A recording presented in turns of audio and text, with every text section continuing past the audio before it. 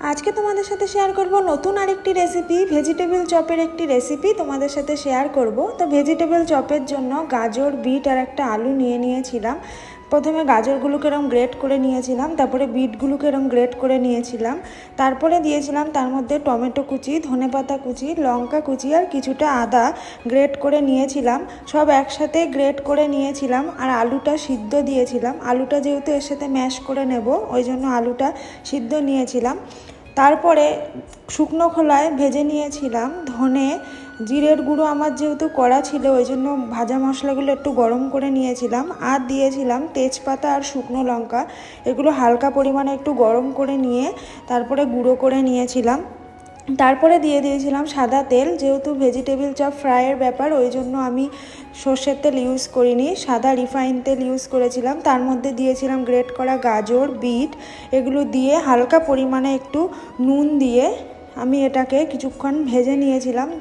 কিছুক্ষণ প্রায় 5-6 মিনিট ভেজে নিয়েছিলাম। তারপর যখন একটু নরম হয়ে গেছিলো, তারপর তাতে দিয়েছিলাম টমেটো কুচি, পেঁয়াজ কুচি আর ছিল আদা কুচি আর লঙ্কা কুচি। তারপরে যখন পুরোটাই নরম হয়ে গেছিলো, তারপরে দিয়েছিলাম সিদ্ধ করে রাখা আলু, যাতে একটু ভালো ম্যাশ হয় ওই জন্য। তারপরে দিয়েছিলাম ভাজা মশলা। ভাজা মশলাটা অনেকটা পরিমাণেই দিয়েছিলাম। তারপরে একটু বাইন্ডিংয়ের জন্য দিয়েছিলাম কর্নফ্লাওয়ারটা দিলে বাইন্ডিংটা একটু ভালো হয়। তারপরে আমি চীনাবাদাম ভেজে রেখেছিলাম, অল্প পরিমাণে একটু চীনাবাদাম দিয়েছিলাম। তারপরে 10-15 মিনিট ওটাকে ভেজে নেওয়ার পরে যখন একদম নরম হয়ে আসবে, তখন এইভাবে আলুর মতন মেখে নিতে হবে। প্রায় অনেকক্ষণ ধরে এটা মেখে নিতে হবে। তারপরে আমি মেখে নিয়ে এরকম শেপ দিয়েছিলাম। তোমরা চাইলে এখানে গোল গোল শেপও দিতে পারো, কিন্তু আমি এরকম লম্বা শেপ দিয়েছিলাম, গোল শেপ আর দিইনি।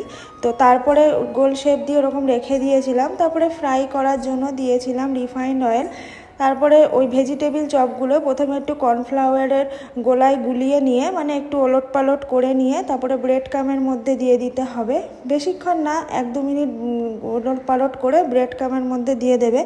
যতটা পরিমাণ ব্রেড ক্রাম ও ভেজিটেবল চপের গায়ে লাগবে ততটাই ক্রাঞ্চি হবে। আর আমি ওই জন্যই অনেকক্ষণ ধরে ব্রেড ক্রামের মধ্যে এটা ঘোরাচ্ছিলাম, যাতে ভালোভাবে ব্রেড ক্রামটা লাগে। তো যত বেশি ব্রেড ক্রাম লাগবে তত বেশি ভেজিটেবল চপটা ক্রিস্পি হবে।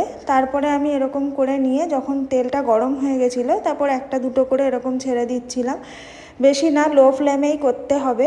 তারপরে দেখো এরকম সুন্দর হয়ে এসেছে, দেখতেও খুব সুন্দর লাগছিলো, খেতেও খুব ভালো লাগছিলো। এর সাথে অল্প পরিমাণে একটু স্যালাড কেটে নিয়েছিলাম। তো আমার এই ভেজিটেবল চপের রেসিপিটা তোমাদের কেমন লাগলো অবশ্যই কমেন্ট করে জানিও। আমি আমার মতন ঘরে এরকম করেই বানিয়ে